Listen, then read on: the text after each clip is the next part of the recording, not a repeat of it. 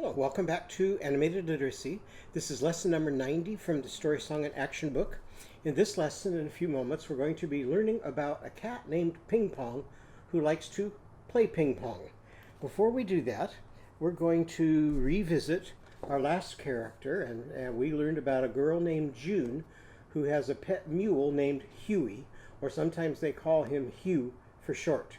And the sound that we learned for Huey Mule is where you take both of your index fingers and either you point down to the your shoes that Huey chewed and go you, or you can point to Huey, you, or you can point to a friend and go you. So what's the sound for Huey Mule? You. Okay, so we did some drawing with that sound in our last lesson. So here we drew a picture of a mule, and we labeled the mule up here, and then we also labeled it in Pig Latin. So we took the M away from the front, put it on the back, added AY, and what did that turn out to be in Pig Latin? A mule is a Yule May. And then here's Huey's name down at the bottom. If we take the H off of the front of Huey, then what do we have left? Huey, and we put that there and add AY, and we have Huey hay, which is kind of fun because what do mules eat? Mules can eat hay. And we labeled his ear, and when you have a word that starts with a vowel, all you have to do is give it a cheer at the end. And ear starts with the vowel E, so we go ear, yay. Can you do that? Ear, yay. And now we've spoken Pig Latin. And here was the mane, and so if we take the M off, what's left of mane without the M is ain. Put it on the end and add AY, and what do you have? Ain may. And then if we take his back and we take the B off of back, what's left? Ak. And we put it on the end, and now we've got akbay. And then here is his tail, and if we take the T away from tail, what's left? Ale. Put the T on the end and add AY, and what do you get? Ale-tay. And here was his tummy. If we take the T off of tummy, what's left? Ummy. Put the T and AY at the end, and what do you have? Ummy-tay. And here we have his leg, and if we take the O off of leg, what's left? Egg. Put it on the end and add AY, and we get egg lay. Then we drew a picture of a gas can. And another name for gas is fuel, because gas is one kind of fuel. So we labeled our fuel, and then if we take the F away from fuel, we get Yule. And if we put it on the end and add AY, we get Yule Fay. And then our gas can, or our fuel can, has a spout for the gas to come out. And if we take away the sp, both sounds from the beginning, put it on the end, we get a what? Out spay. Then we drew a picture of a cube. And if we take the k away from the front of cube, what's left? Ube. Put the k on the end and add a, and what do you get? Ube-K. And one of the sides of the cube would be, if we take the s away from side, what's left? I'd. Put it on the end, and what do we get? I'd say. And then if we color that side blue, and we take the b and the l away from blue, what's left? Ooh. Put the bl on the end and add a, and what do we get? Oublé. So what would a blue side be? An oublé, I'd say. So that's really a fun language to play with, and I hope you're having fun with it. Then we rewrote the little green frog. So instead of singing, ah, went the little green frog one day, we got out our coconut shells and we made the sound of the clip-clop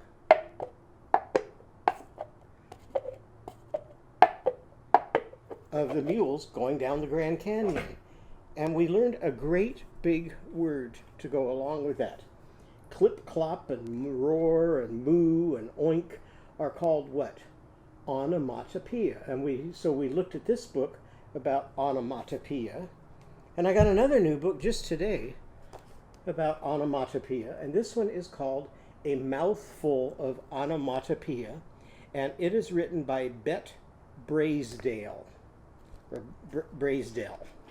And it reads like this.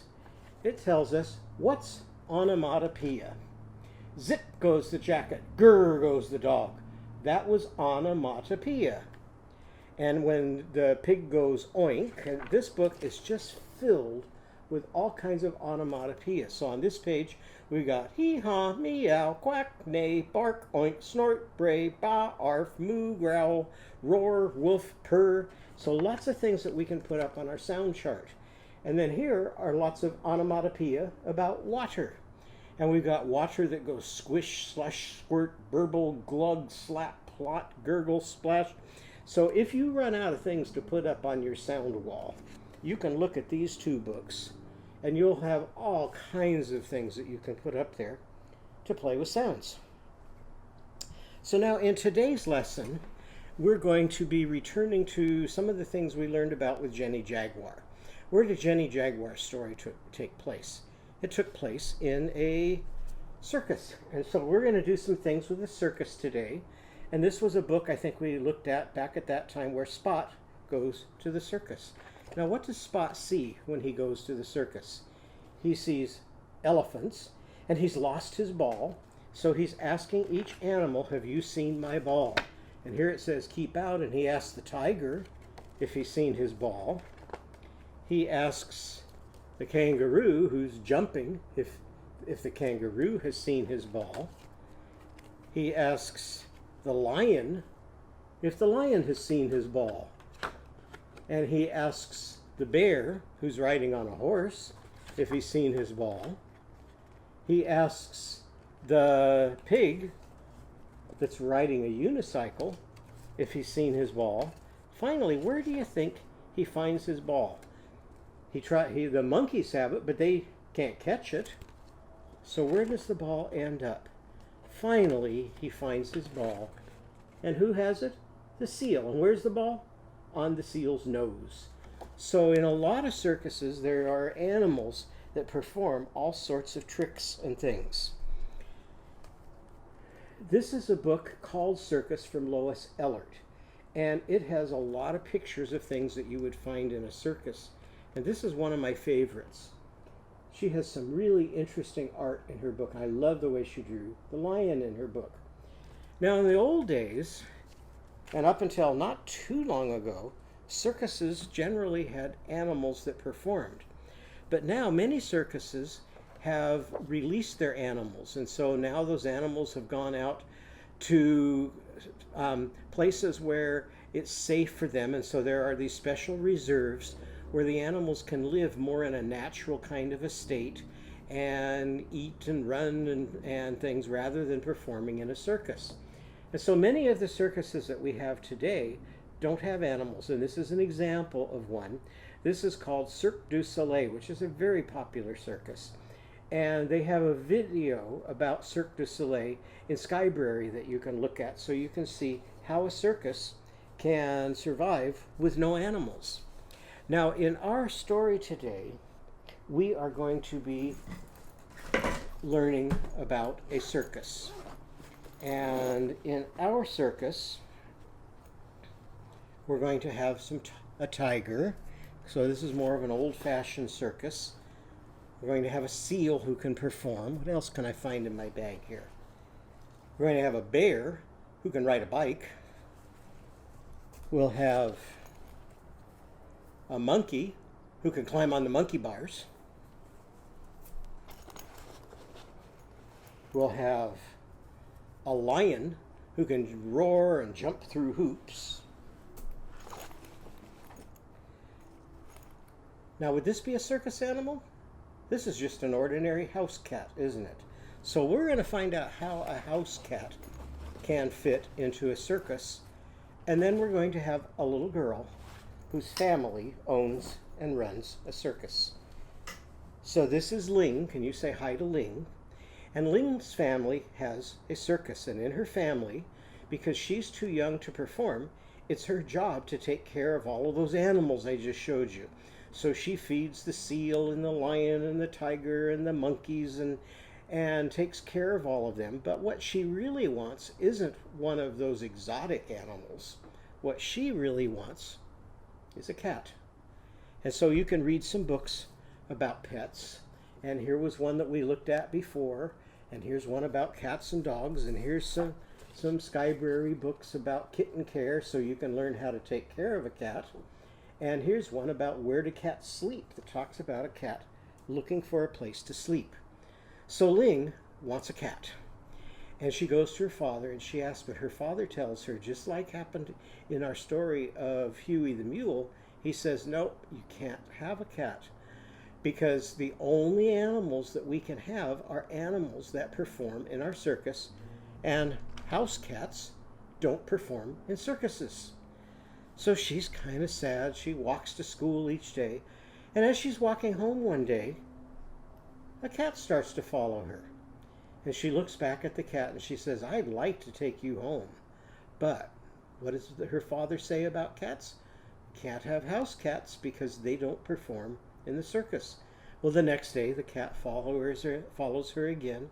The next day the cat follows her again, until finally one day she's walking along, and this day, as she's walking, she's bouncing a ping pong ball.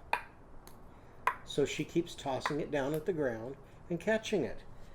Well, one time she tosses it down at the ground and she misses it. Well, all of a sudden the ball comes bouncing back to her. And she looks to see how that happened. And she can't quite figure it out. So what does she do? She bounces it again, and this time she watches. And she looks, and the cat has taken its paw and it's bounced the ball right back to her. So she goes, that was kind of fun. Let's try that again.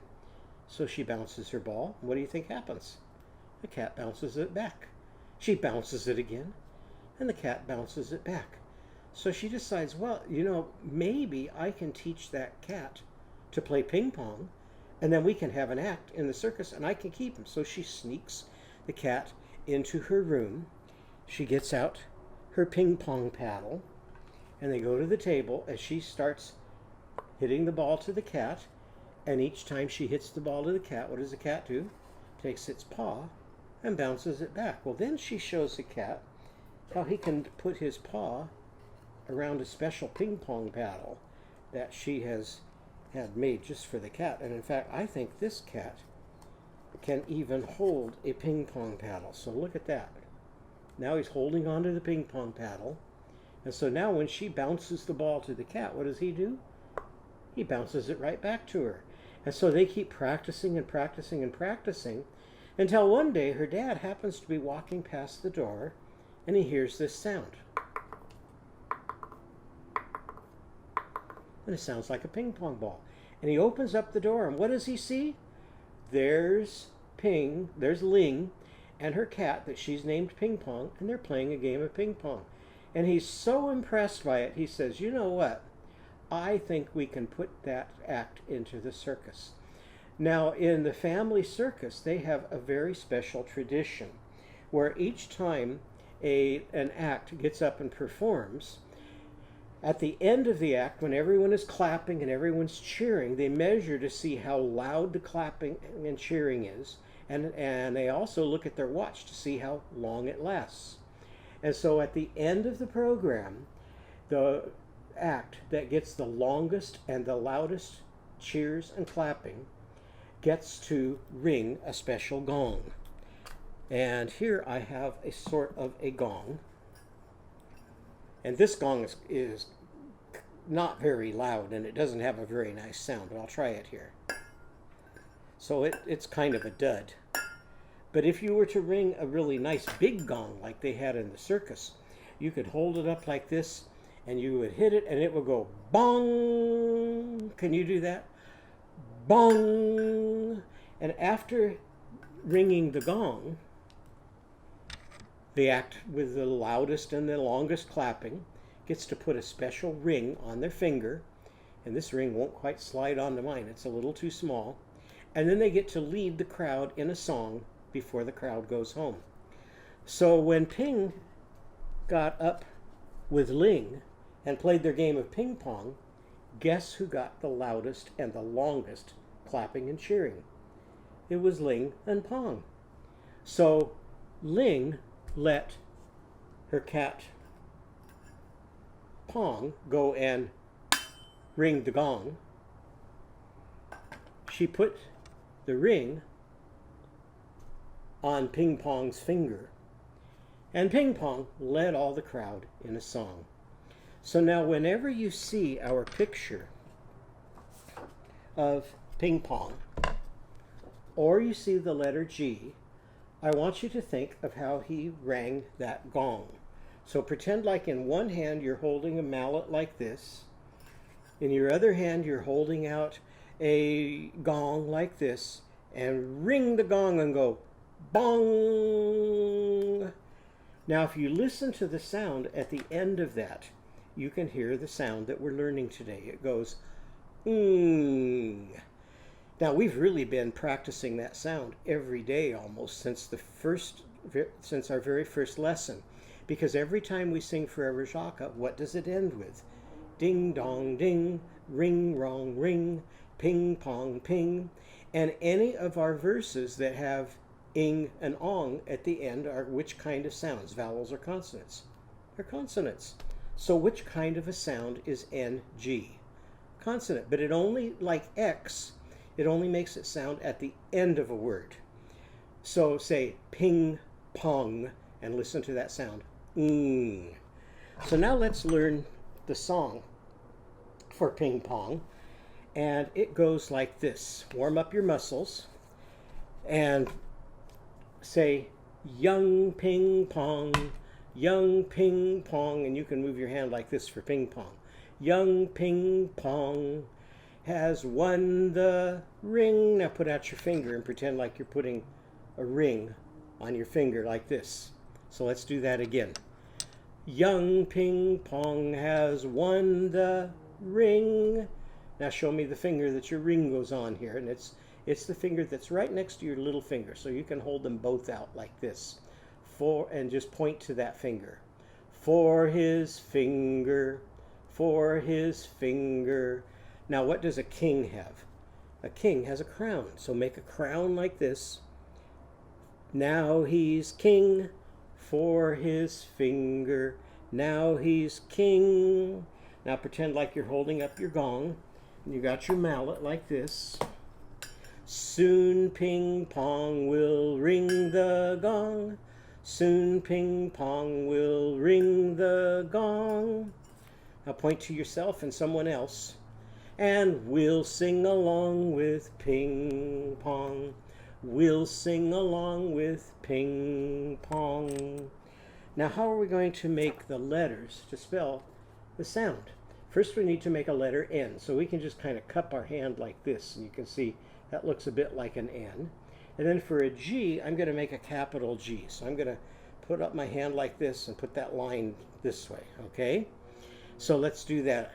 N, G, N, G, N, G.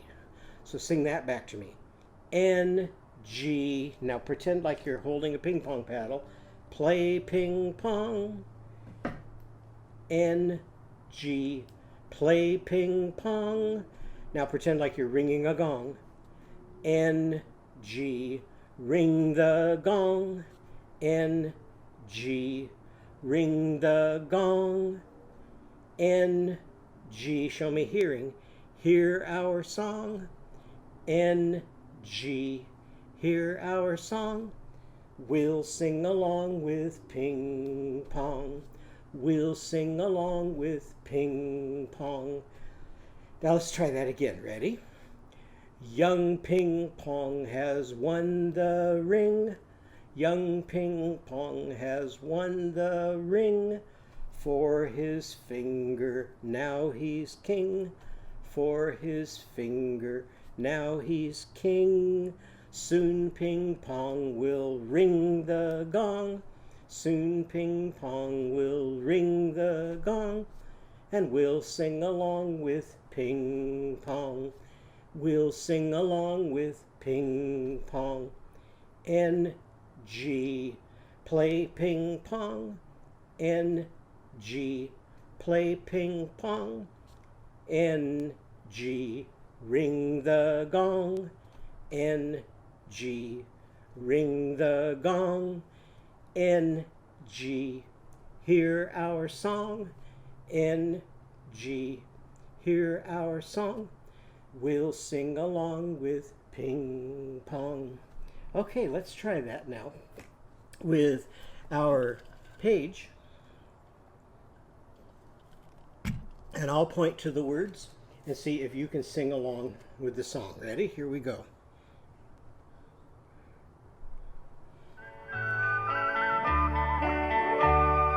Young Ping Pong has won the ring for his finger. Now he's king. Soon Ping Pong will ring the gong, and we'll sing along with Ping Pong. N-G, play Ping Pong. N-G, ring the gong. N-G, hear our song. We'll sing along with Ping Pong.